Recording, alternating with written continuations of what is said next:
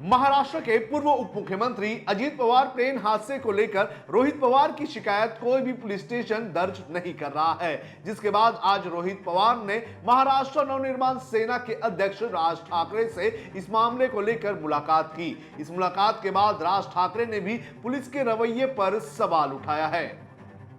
आपको बता दें कि रोहित पवार लगातार अजीत पवार ट्रेन हादसे को लेकर तथ्य के आधार पर सवाल उठाने का काम कर रहे हैं, लेकिन उनकी कहीं भी सुनी नहीं जा रही है, जिसके बाद रोहित पवार ने अब महाराष्ट्र नवनिर्माण सेना के अध्यक्ष राज ठाकरे से मुलाकात की है। और इस मुलाकात के बाद राज ठाकरे ने क्या कहा है और किस तरह से इस पूरे मामले में उन्होंने अपना रुख रखा है, इसकी पूरी जानकारी आपको इस वीडियो में देंगे। नमस्कार, आप देख रहे हैं लोकमत हिंदी, मेरा नाम है सोनू कनौजिया। 25 फरवरी को रोहित पवार ने मुंबई के मरीन ड्राइव पुलिस स्टेशन में अजीत पवार ट्रेन हादसे के मामले में एफआईआर दर्ज करवाने की कोशिश की थी, लेकिन पुलिस ने उनकी एफआईआर दर्ज नहीं की थी, जिसके बाद वो बारामती गए और बारामती में भी उन्होंने ऐसी कोशिश करने का काम किया, लेकिन वो भी नाकाम साबित हुई। जिसके बाद शुक्रवार को राज ठाकरे से उन्होंने मुलाकात की और इस मुलाकात के बाद रोहित पवार ने क्या कहा, आप सुनिए। तो राज ठाकरे साहब को मैंने वहां पे डॉक्यूमेंट्स दिए हैं, एफआईआर नहीं हो रहा ये मुद्दा उनके सामने वहां पे मैंने प्रस्तुत किया। उसके साथ जो रिसर्च मैंने किया है वो डॉक्यूमेंट, जैसे अलग जो दूसरे बड़े नेता हैं, जैसे राज ठाकरे साहब भी महाराष्ट्र के बड़े नेता हैं, उनको भी उसके बारे में इंफॉर्मेशन वहां पे मैंने दी है। उनका कहना है कि एफआईआर होना ये किसी भी व्यक्ति का हक है। अगर महाराष्ट्र में एक नेता का एक्सीडेंट या जो भी कॉन्स्पिरेसी है वहां पे उनका मृत्यु होता है, उनके मृत्यु के बारे में अगर एफआईआर महाराष्ट्र में लिया नहीं जा रहा तो ये उचित चीज नहीं है, ऐसे उनका स्टेटमेंट है।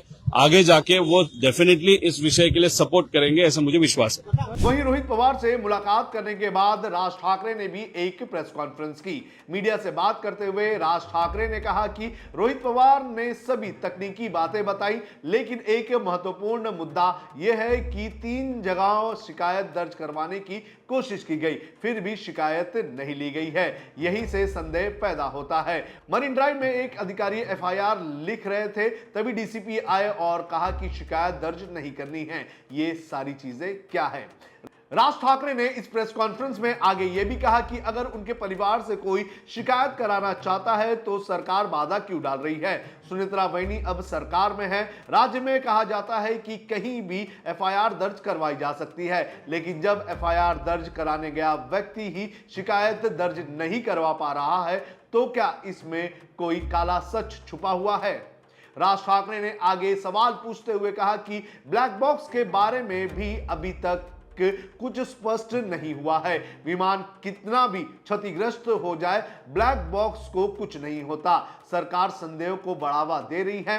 उन्होंने आगे कहा कि सरकार एफआईआर दर्ज क्यों नहीं होने दे रही है। सभी तकनीकी बातों को अलग रख दें, लेकिन एफआईआर दर्ज क्यों नहीं की जा रही है, ये सबसे बड़ा सवाल है। राज ठाकरे ने कहा कि अगर एक विधायक की एफआईआर नहीं ली जा रही है तो आम नागरिक का क्या होगा। ये राजनीति नहीं है, राजनीति को अलग रख देते हैं, लेकिन एफआईआर क्यों दर्ज नहीं हो रही है? विधानसभा सत्र चल रहा है, इसमें यह मुद्दा उठाना चाहिए। लोकसभा का भी सत्र चल रहा है, वहां भी राष्ट्रवादी के सांसदों को यह मुद्दा उठाना चाहिए। राज ठाकरे ने आगे यह भी कहा कि अजीत पवार जैसे व्यक्ति की दुर्घटना हुई और इसके लिए एफआईआर दर्ज करवाने का प्रयास किया जा रहा है। 3 जगह एफआईआर दर्ज करवाने की कोशिश की गई, लेकिन कहीं भी दर्ज नहीं की गई। अधिकारियों पर दबाव क्यों है और कौन बना रहा है, ये भी एक सवाल है। सिर्फ एक एफआईआर से सरकार क्यों रही है? सुनेत्रा वहिनी को इस पर बोलना चाहिए और मुख्यमंत्री को भी इस पर बयान देना चाहिए।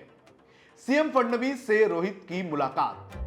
राज ठाकरे से मुलाकात करने के बाद रोहित पवार ने महाराष्ट्र के मुख्यमंत्री देवेंद्र फडणवीस के साथ भी मुलाकात की। यह मुलाकात महाराष्ट्र की विधानसभा में हुई। जानकारी के अनुसार यह मीटिंग लगभग 10 मिनट तक चली है। कहा जा रहा है कि मुलाकात के बाद रोहित पवार ने बताया कि उन्होंने महाराष्ट्र के मुख्यमंत्री फडणवीस को एफआईआर दर्ज नहीं किए जाने को लेकर जानकारी दी है और इस पर फडणवीस ने उनसे एफआईआर दर्ज क्यों नहीं की जा रही है, क्या कानूनी पेच फंसा हुआ है, इसकी जानकारी लेंगे और उसके बाद आगे का कदम उठाएंगे, ऐसी जानकारी भी उन्होंने दी है। तो इस तरह से अजीत पवार के निधन के बाद और उनके प्लेन हादसे को लेकर जिस तरह से जांच हो रही है और उसके आसपास जो सारी राजनीति हो रही है, उसमें अब राज ठाकरे भी सामने आ चुके हैं और सरकार की मंशा पर सवाल उठाने का काम कर रहे हैं।